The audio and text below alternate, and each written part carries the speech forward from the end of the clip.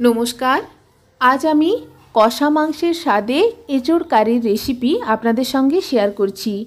एइभावे एचोड़ कारी तैरी करले खेते अपूर्व हय।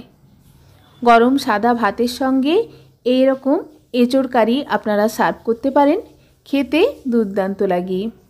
देखेई बुझते पारछेन एचोड़ कारी देखते कतटा सुंदर हयेছে, खेतेও अपूर्व हयेछिलो। घरोया कयेकटा मशला दिए आजकेर एचोड़ कारी आमी तैरी करेছি। এইভাবে एचोड़ कारी आपनारा तैरी करबेन, देखबेन खेते खूबই ভালো হয়। প্রথমেই एचोड़ केटे आध घंटा जले ভিজিয়ে রেখেছিলাম।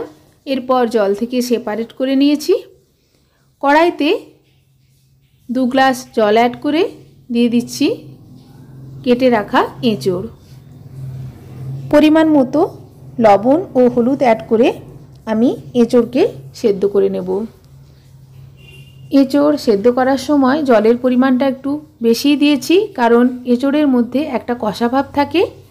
একটু বেশি জল দিয়ে এঁচোড় সেদ্ধ করে নেওয়ার পর আমি জল থেকে সেপারেট করে নেব।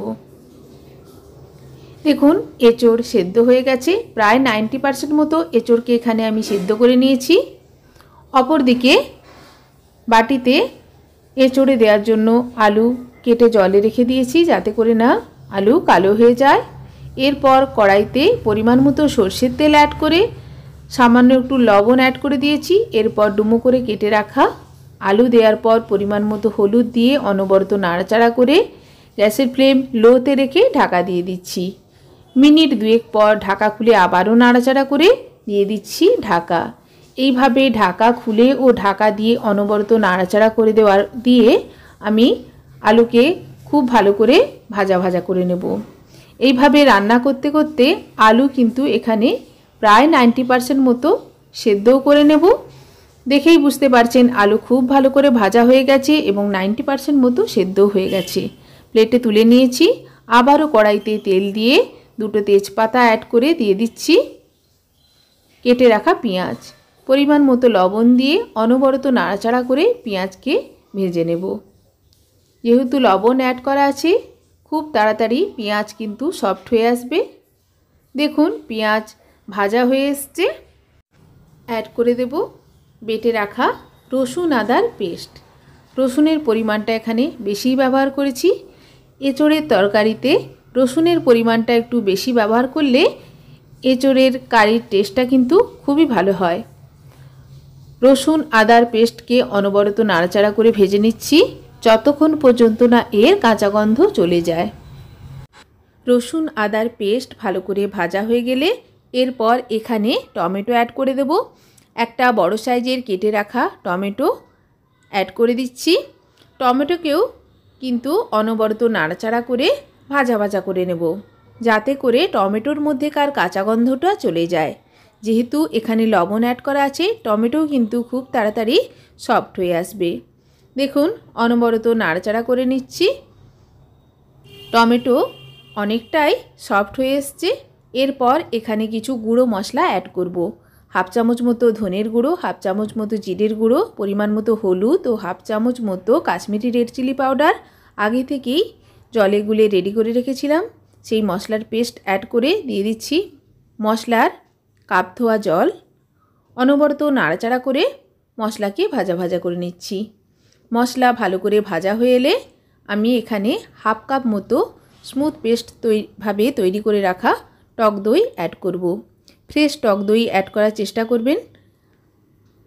দেখুন হাফ কাপ মতো স্মুথভাবে পেস্ট করা টক দই গ্যাসের ফ্লেম লোতে রেখে দিয়ে দিয়েছি।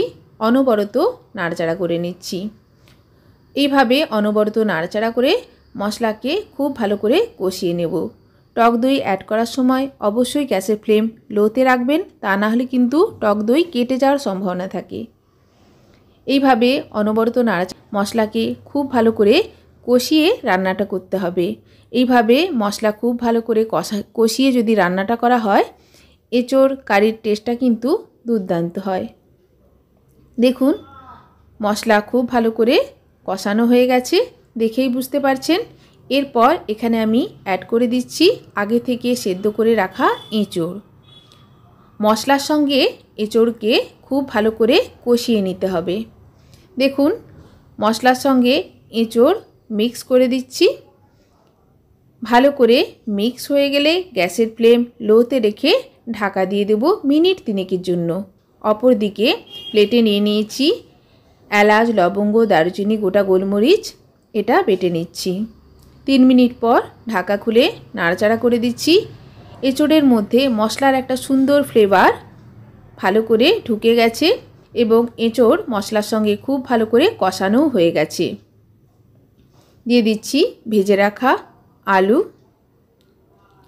এঁচোড় এবং আলু কিন্তু আগে থেকেই 90% মতো সেদ্ধ করা ছিল। আলুকেও মশলার সঙ্গে মিক্স করে দিচ্ছি যাতে আলুর মধ্যেও মশলার একটা সুন্দর ফ্লেভার ভালো করে ঢুকে যায়।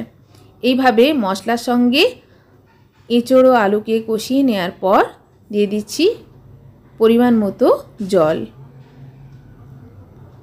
জল দিয়ে মিনিট 3 ফুটিয়ে নেব, ফলে খুব ভালো করে এঁচোড় এবং আলু সেদ্ধ হয়ে যাবে। দেখুন 3 মিনিট ফুটিয়ে নিয়েছি।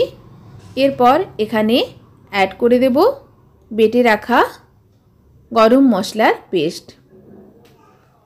ভালো করে মিক্স করে দেব যাতে করে এঁচোড় কারির মধ্যে মশলার একটা সুন্দর ফ্লেভার ঢুকে যায়। 2 মিনিট আবারও ফুটিয়ে নিয়েছি ঢাকা দিয়ে। খুব ভালো করে সেদ্ধ হয়ে গেছে।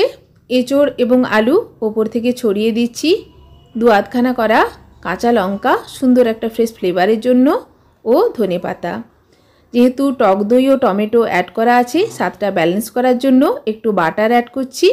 আপনারা চাইলে এই পর্যায়ে সামান্য একটু পরিমাণ চিনিও অ্যাড করতে পারেন।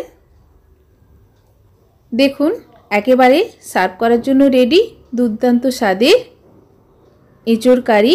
খেতে অপূর্ব হয়েছিল। রেসিপি ভালো লাগলে অবশ্যই ট্রাই করবেন। গরম সাদা ভাতের সঙ্গে আমি এইরকম এঁচোড় কারি সার্ভ করব। আমার এঁচোড় কারি সার্ভ করার জন্য একেবারে রেডি। ধন্যবাদ।